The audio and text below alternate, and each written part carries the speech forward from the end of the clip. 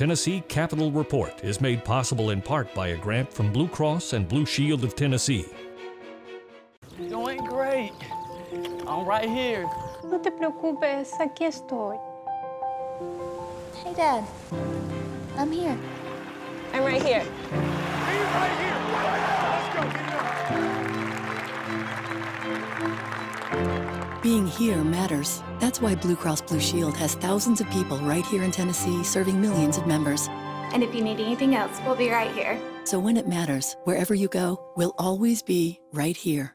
I love our members and they love us. We have the opportunity to help those who are not always served in our community. Everything is member-based, not profit-based. Wow. And that's why Tennesseans love credit unions.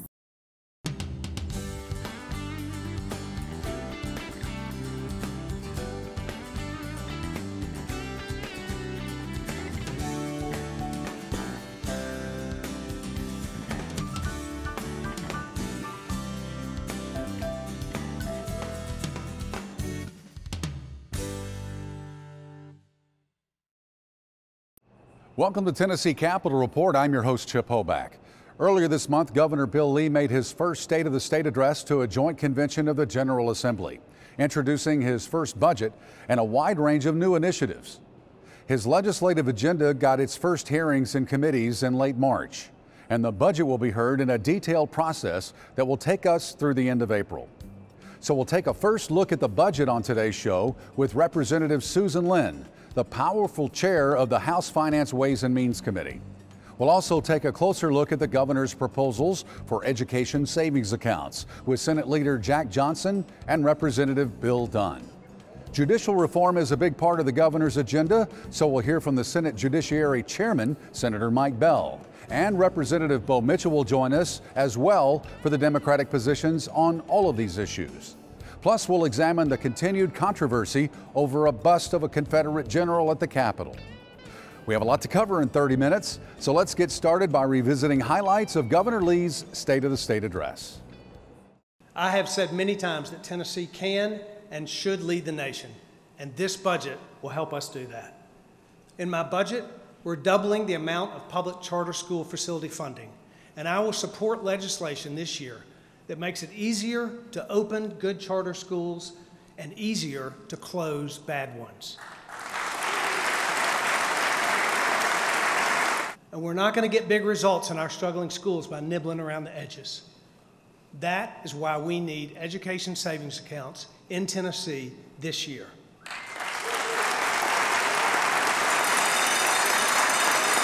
ESAs will enable low-income students from the most underperforming schools to attend an independent school of their choice at no cost to their family. Now, the greatest concern about programs like this is that it will take money away from public schools, but my ESA plan will invest at least $25 million new dollars in public schools in the first year to fill the gap when a student transfers to another school. My ESA plan will strengthen public schools and provide choices for parents at the same time, creating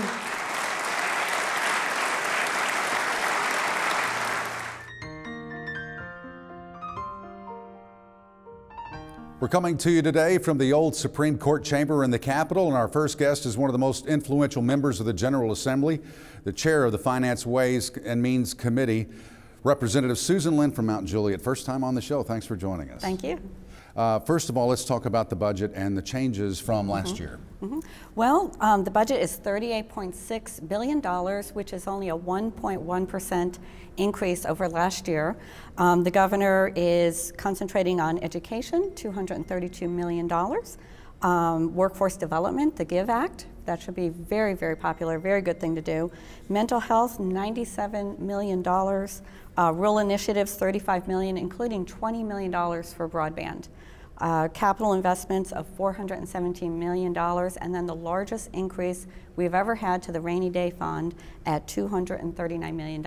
Right now it's not earmarked for anything? It's just building up the just-in-case fund? No, actually we try not to use the rainy day fund. We only use it in times of maybe an economic recession.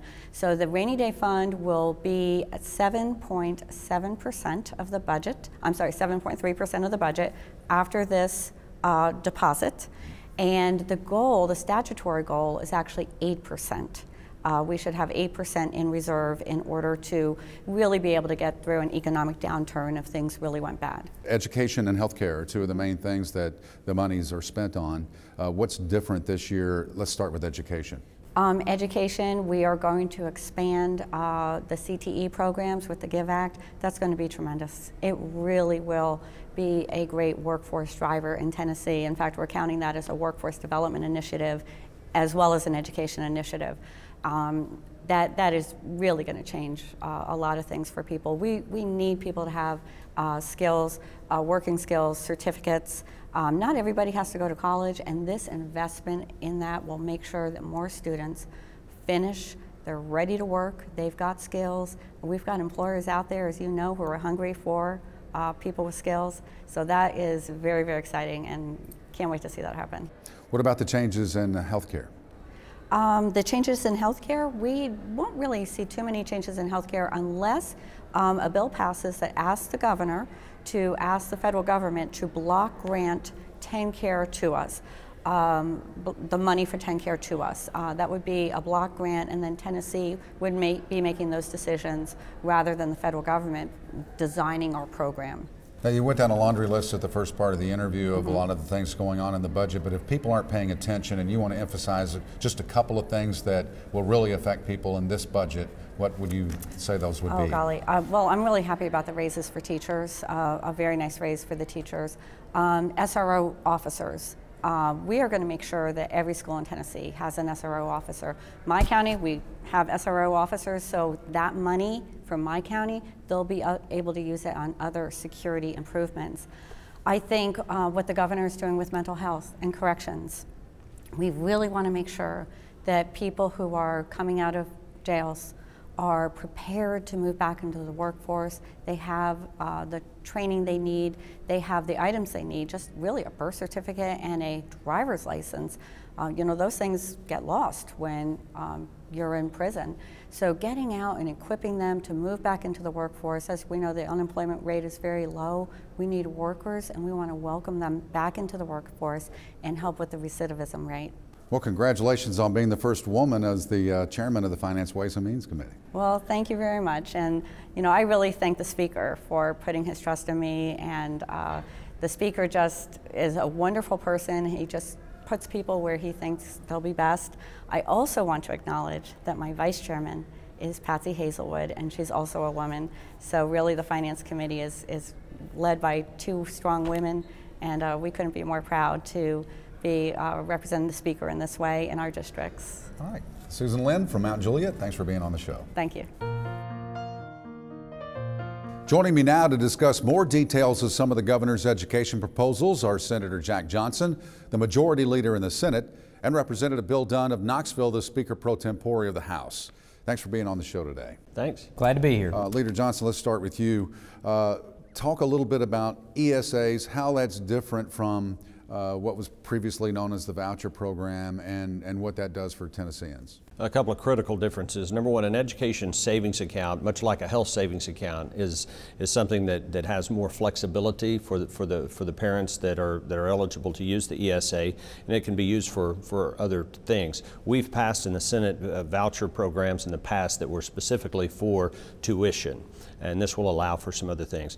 The other critical difference with this that I really applaud Governor Lee, one of the biggest pushbacks that we get from folks is that you're taking money from public schools and using it to pay for private school tuition.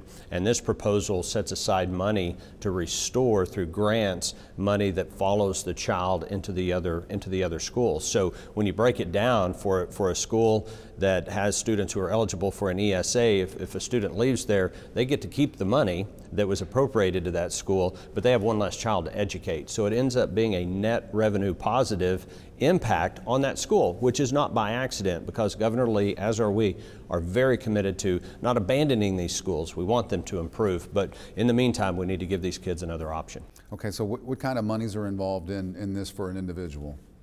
Well, it'll be the portion that the LEA would have gotten for the BEP formula. And so that's only a certain percentage of what the total they're receiving. And that's how Senator Johnson said that there'll actually be a net gain for these schools. There'll be money left behind even though the school no longer has to educate the child. But I think it's important that as we talk about this solution, we first need to talk about the problem. And the problem is we have some failing schools. We have children who are on a trajectory towards failure. Some of these schools, 95% of the students cannot read on grade level, cannot read. There's schools out there that we have violence problems, we have breaking down of the family society, and the only chance these kids have if they get into another educational environment. And so that's the whole reason we're bringing this, is because right now what's happening is in some of these schools, because of the way they're set up, these kids are on the path towards prisons and other areas. So hopefully through this, some of them will have an opportunity to succeed elsewhere. And also I think the public schools will see this as a way that, hey, we need to compete. We don't want our students to leave. And so maybe they'll be more open to reforms and being responsive to students and to parents. So what are the changes to the charter school program?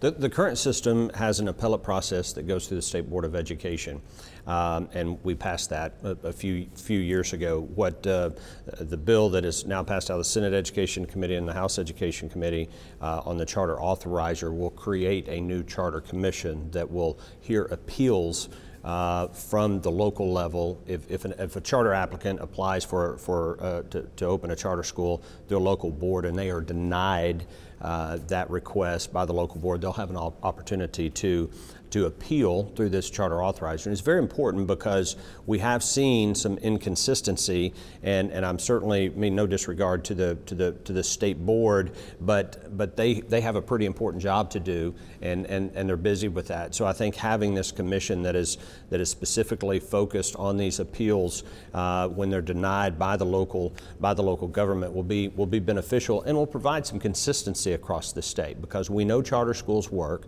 we know they're effective. Are there bad ones? Sure, there are bad charter schools, but many of them are very, very effective, especially when you've got special circumstances within a community that are making it very difficult for the public schools to succeed. So we want to have consistency across the state, and I think this commission will provide that.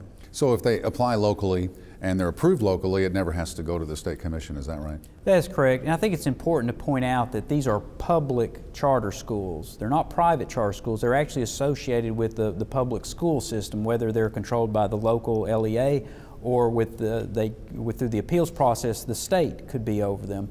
And while we call them charter schools, I like to point out to people, it's almost like it's a contract school. When this school opens, they specifically say, we are going to deliver this.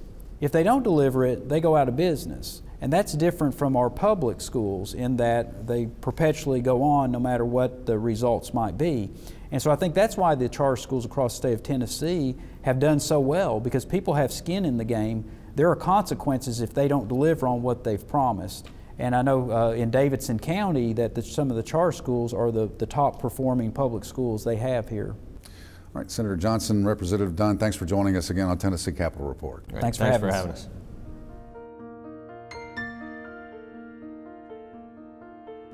Turning our attention to another area of Governor Lee's initiatives, we found some time to speak with Senator Mike Bell, the Judiciary Committee Chairman in the Senate. Good to see you again, and thanks for taking the time to join us. Well, thank you. Thank you for this opportunity. Let's talk about some of the things you're focusing on with Governor Lee this year in the Judiciary.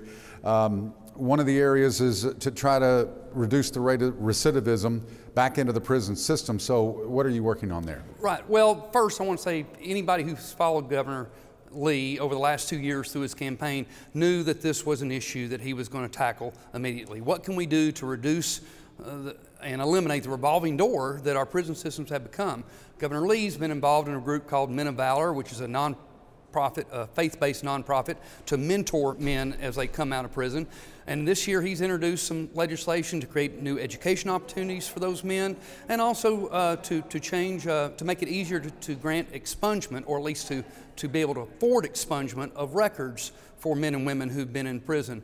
He's created an initiative called the Volunteer Mentorship Initiative that myself and Chairman Curcio, who's chair of the House Judiciary Committee, are going to serve as honorary co-chairs to work with the men and women who are coming out of prison to help them transition back into society quicker and easier, again, to stop this revolving door. About 95% of our men and women who are currently in prison are coming out.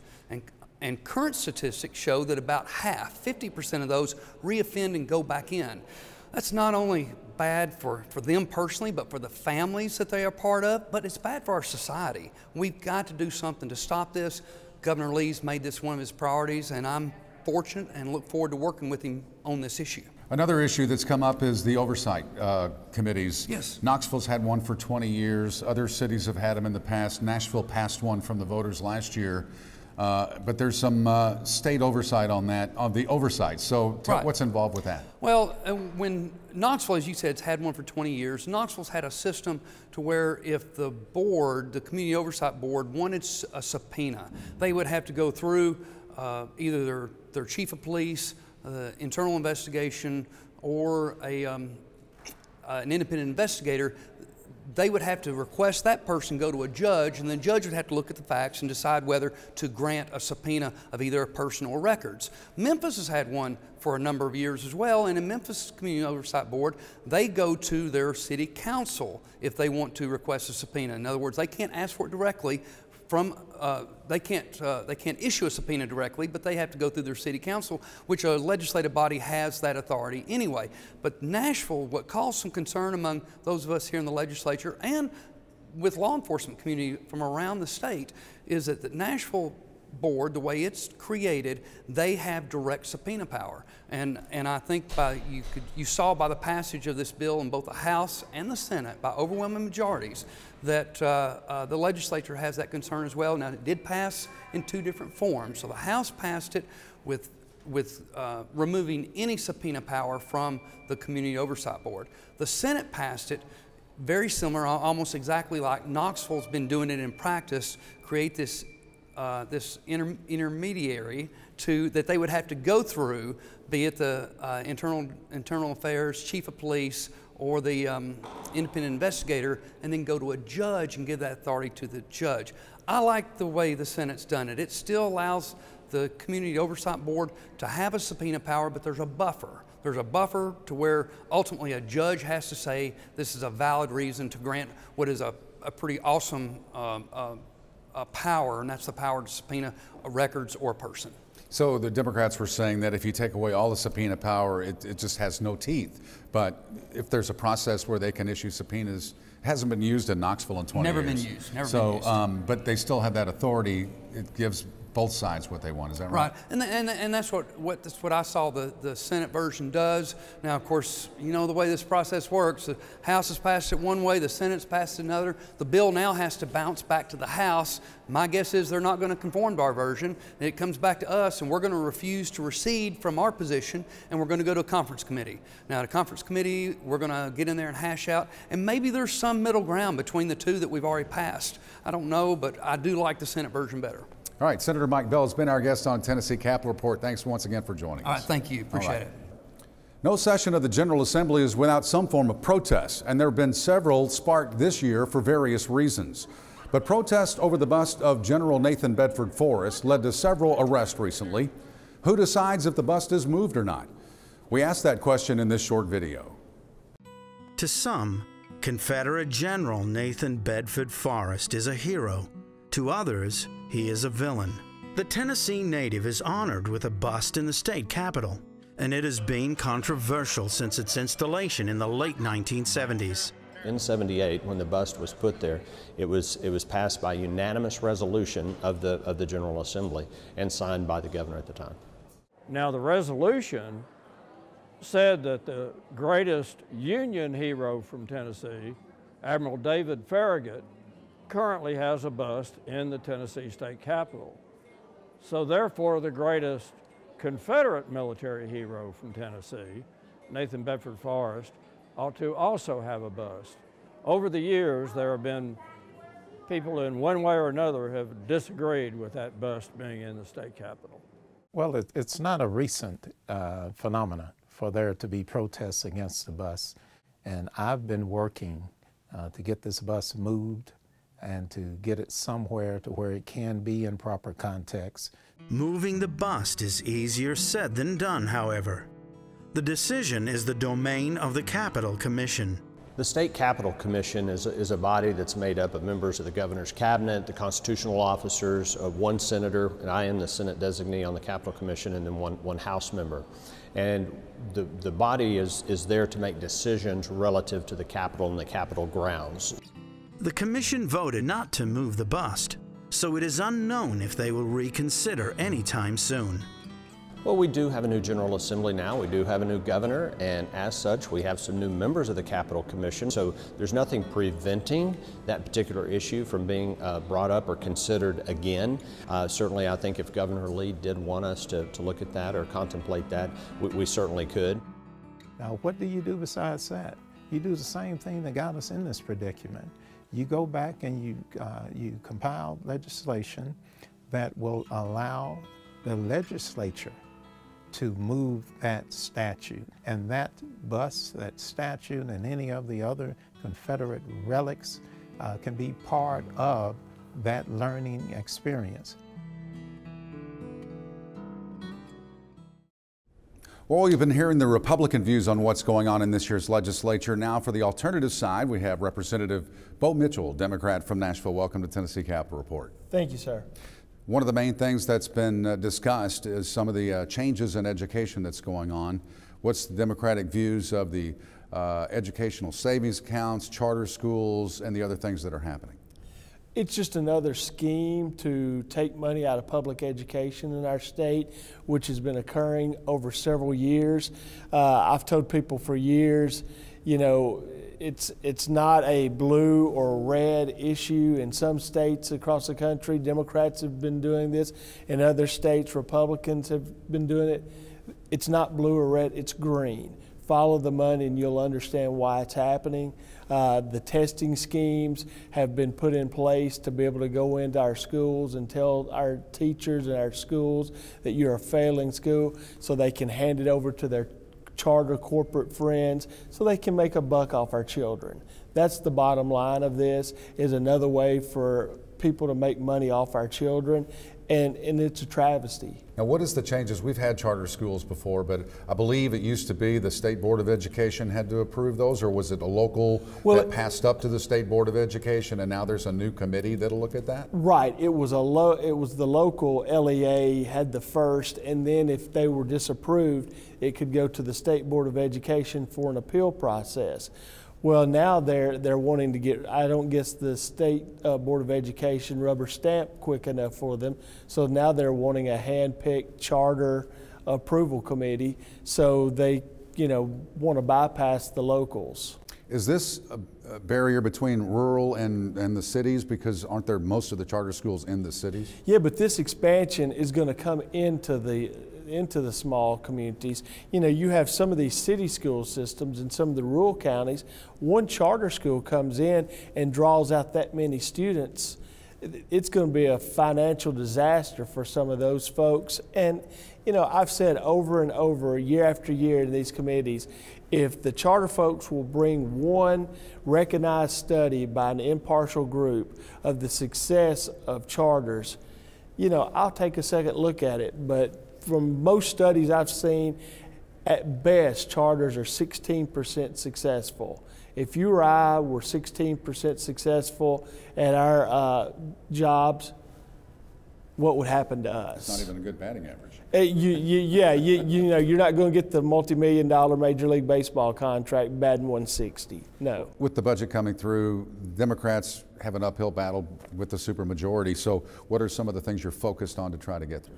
Well, the bottom line, if we do not expand Medicaid in Tennessee, we've lost $4.7 billion currently that it's Tennesseans' tax dollars going to other states, providing health care for the expansion of health care in Kentucky, Arkansas, Louisiana, 37 other states in the District of Columbia. And it's Tennesseans' tax dollars that are doing this, while we have 300,000 Tennesseans that we could be providing health care for. And these Tennesseans work each and every day. They go out and they build the houses, they do the construction work, they're working for small employers that don't provide and not required to provide health care for them, or they work for themselves. And there's no sense that we don't do this for our citizens. Representative Bo Mitchell, Democrat from Nashville, has been our guest on Tennessee Capitol Report. And thank you at home for watching us on your Tennessee Public Television station. Replays of this show will be posted on YouTube and your local station's website. And it'll be linked to our Facebook page along with bonus clips from today's interviews. So we invite you to follow our digital content and dig a little deeper. We'll be back on April 28th with more interviews and highlights of the 111th General Assembly. For Tennessee Capitol Report, I'm Chip Hoback.